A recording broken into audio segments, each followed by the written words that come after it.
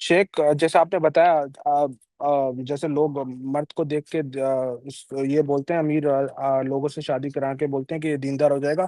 ہم لوگ اگر مرد ہیں شیخ، تو ہم لوگ بھی ایسے سوچ سکتے ہیں کہ عورت کو دیکھ کے ہم لوگ اگر نہیں مل رہی ہمیں کوئی دیندار، تو ہم لوگ ذرا کم دیندار والی سے کر لیں اور پھر اس کو بنا دیں گے، کیونکہ اللہ نے بولا ہے کہ مدد کرے گا تو ہر چیز میں مدد کرے گا نا، تو ہو سکتا ہے اللہ اس کو دیندار بھی بنا دے گا۔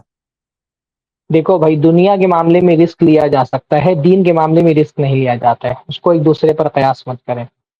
دین کے معاملے میں آدمی کو احتیاط برتنا اس لیے ہے کہ وہ اپنے طور پہ بہتر سے بہتر دیندار عورت سے شادی کرے۔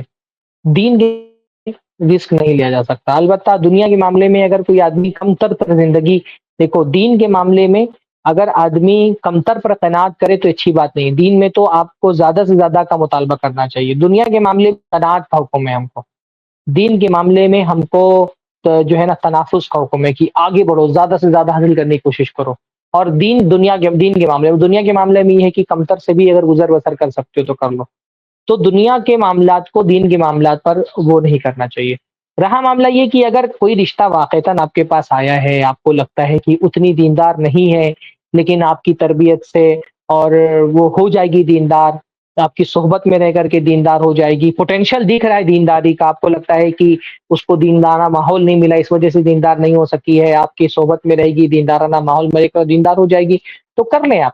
میں دین کے معاملے میں بھی یہ نہیں کہتا کہ بہت غلو کرنا چاہیے، جیسے بعض لڑکیوں کو میں نے دیکھا کہ بالکل صحابی تلاش کر رہی ہیں، تو صحابیوں والا تقویٰ تو آج کے دور میں نہیں ملے گا۔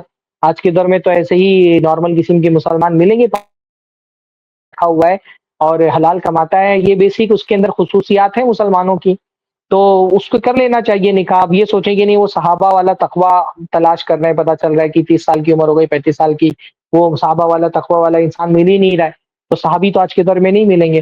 تو دین کے معاملے میں بھی بہت زیادہ غلو کرنا مناسب نہیں ہے۔ میں ایک خاتون کے بارے میں جانتا ہوں، ان کے والد بولتے تھے کہ میں شادی کروں گا ایسے لڑکے سے جو پینٹ شرٹ ہی نہ پہنتا ہوں۔ تو بھائی اگر ایک لڑکا اپنے کاروبار یا تجارت کی وجہ سے پینٹ شرٹ پہنتا ہے، ٹخنے کے اوپر رکھتا ہے پینٹ، تو اتنا کوئی ایسا کوئی شریعت میں حرام بھی نہیں ہے۔ تو دین کے معاملے میں بھی غلو نہیں کرنا چاہیے، البتہ تساہل بھی نہیں کرنا چاہیے۔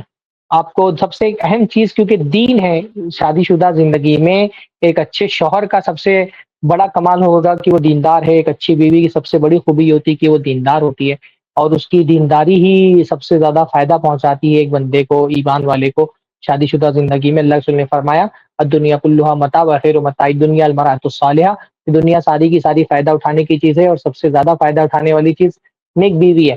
تو اگر بیسک دینداری اس کے اندر ہے تو کر لینا چاہیے نکاح اس سے۔ شیخ مردوں کا رزق تھوڑا کم نہیں ہوتا؟ کیونکہ عورت کو تو پھر بھی جتنی بھی دیندار کم بھی ہو تو اس کو بات تو سننی پڑتی ہے نا، تو مرد کا رزق پھر بھی کم نہیں ہو جاتا عورتوں کے مقابلے میں؟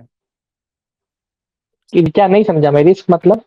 مطلب جیسے اگر وہ غیر دیندار بھی نکلی تو جب نہیں مرد کا کنٹرول ہوتی ہے تو وہ چیزیں الاؤ نہیں کرتا نا، تو عورت بالکل اس پہ رہتی ہے، اپنے بیسٹ بیہیویئر پہ رہتی ہے، تو مردوں کا رزق کم نہیں ہوتا اس یہ کو ایسا لگ رہا ہے کہ آپ کنوارے ہیں۔ جی شیخ، جی شیخ، آپ، ہاں، تب اسی وجہ جی سے آپ اس طرح کی شیخ۔ باتیں کر رہے ہیں۔ وہ آج کے دور میں کوئی عورت شوہر کے کنٹرول میں نہیں ہوتی ہے، بلکہ اگر وہ دیندار نہیں ہے تو زیادہ امکان یہی ہے کہ وہ اپنا بس چلاتی ہے شوہر سے۔ تو وہ تو بلکہ اگر لڑکی بے دین ہے تو رسک بہت زیادہ ہوتا ہے کہ وہ شوہر کی فرما بردار بننے کے بجائے شوہر کو اپنا فرما بردار بنانے کی کوشش کرے گی۔ تو یہ جو آپ بات کر رہے ہیں نا، یہ سب کہانیوں میں اچھی لگتی ہیں، عملی زندگی میں ایسا ہے نہیں کہ عورت جو ہے وہ فرما بردار بن کر کے رہتی ہے شوہر کی۔